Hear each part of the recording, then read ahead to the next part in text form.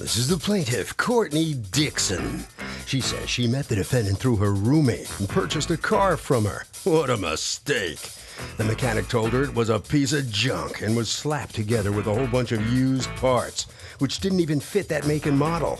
She was swindled and wants her money back, so she's suing for the $3,655.12 she's owed.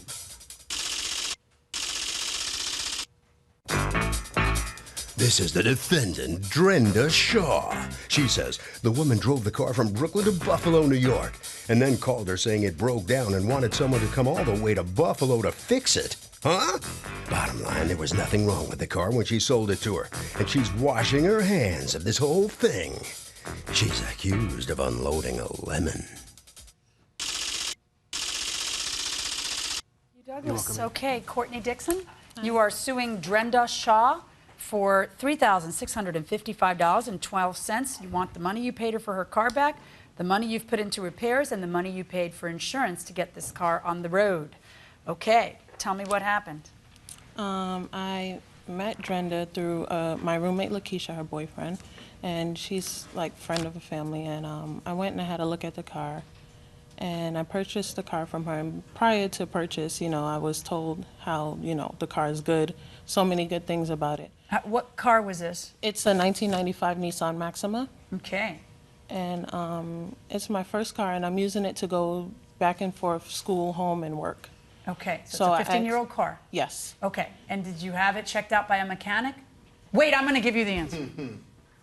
No, I didn't.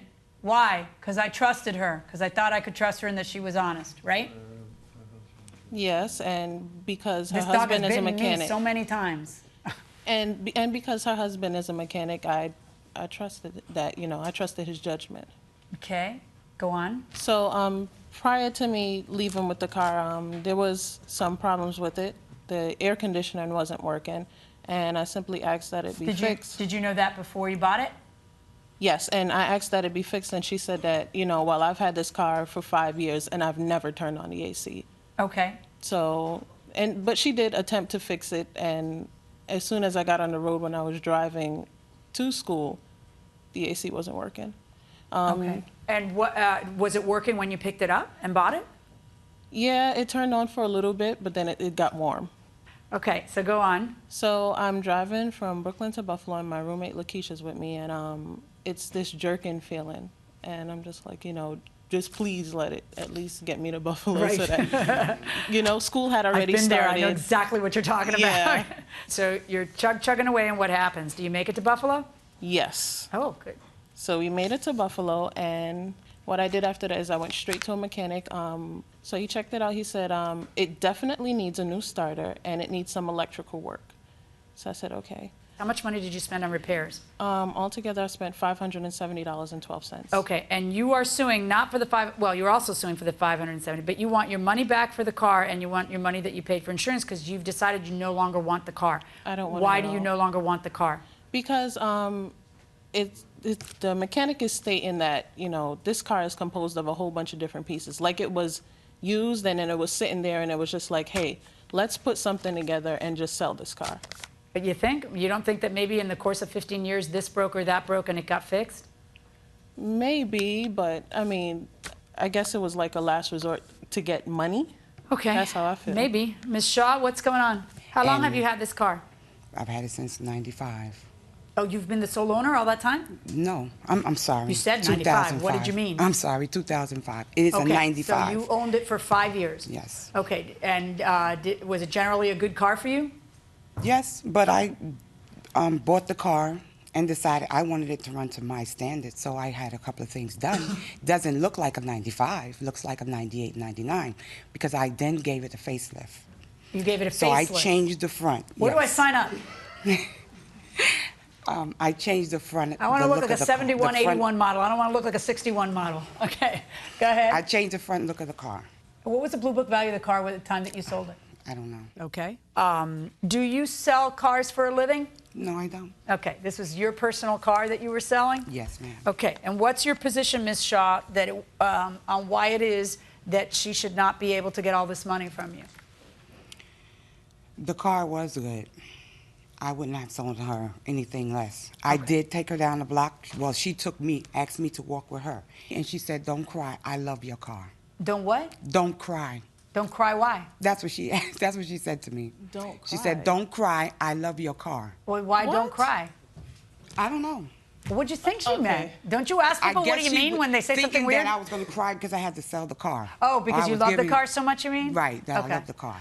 All right, But she said, don't cry, I love your car. Okay. And then she told me how they wanted She's her not to buy adopting your Saturn. child. She's just buying your car, which you're That's trying to what- sell. She made a big So- issue of it being her baby and how much work she did to it and how much she Oh, well, then didn't that's want to what sell you it. Yeah, that's probably what I meant. meant. So when you buy a 15-year-old car, can you expect that it's going to be in good working order, or do you simply roll the dice and take your chances? Take your chances.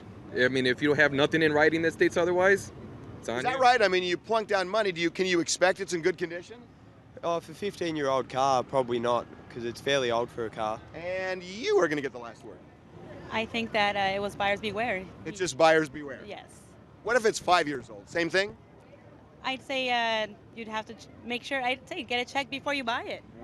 That's pretty good advice going inside the courtroom. Why didn't you have a mechanic take a look at it? Because her husband's a mechanic? Yes. Her husband doesn't work for you. You want somebody who's at arm's length looking at this thing and saying, yes, it may be driving great now, but you see that? That's going to go soon, and that's going to cost you yada, yada, yada. And you see that? That's probably going to last you another X, but you may end up having it, and that's a pretty pricey repair. Somebody who gives you an educated guess at the wisdom of buying a 15-year-old car, this 15-year-old car. That's why you get it done. When you don't, you're at your own peril, because here's the law. If you buy a used car from a private party, it's an as-is sale. There's nothing I have ever said more than the sentence that I just said. I say it over and over and over. It's always a mystery to me how it is that people still file these lawsuits, because that's the law. It's as is, unless she's a car dealer, in which case you have some kinds of limited warranty, unless she tells you something that's a lie that you relied on, so it's fraud. If she just sells you a car and it turns out not to be a great car for you, and the first time you use it is on this pretty long drive all the way from Brooklyn to Buffalo, that's going to be on you. It's buyer beware in a used car sale. That's the law. Did you not know that? No. It's buyer beware on a used car sale. It's as is. And even though, you know, even if she doesn't write it in a receipt and she doesn't say, I expected her to say it because it's as is, even if she doesn't know, that law protects the seller of all cars and puts you on notice that you've got to make sure to check it out, because any $500 you have to spend is going to be on you and not them. Verdict in this case for the defendant. Yet another as is, well, I guess you consider yourself a victim in this case, right? Yes. What did you know about the as is law before you came in here? I didn't really know much about it. You do now, This right? is my first car. All right. Well, the lesson is learned then. Yep. Okay. All right. Head right down this way. Good luck. All right. So come on in here. Step on in here. You're the seller. You win this case because there was no fraud. It was just an as-is sale. What did you know about the as-is law before you came in here today? I didn't know either. You I watched didn't know the I wasn't People's a Court? dealer. No, Not a dealer. I'm working at that time. So Oh, so you don't watch it? No. You have a tape machine? no. Harvey? Okay, we talk about this all the time, that when you buy a used car, especially from a private party, it's an as-is sale. That is not absolute. It's almost absolute, but you can undo the deal if you can prove fraud. Fraud means you have to prove there is a material misrepresentation of a very important fact. That's a hard thing to prove, but if you can still undo the contract.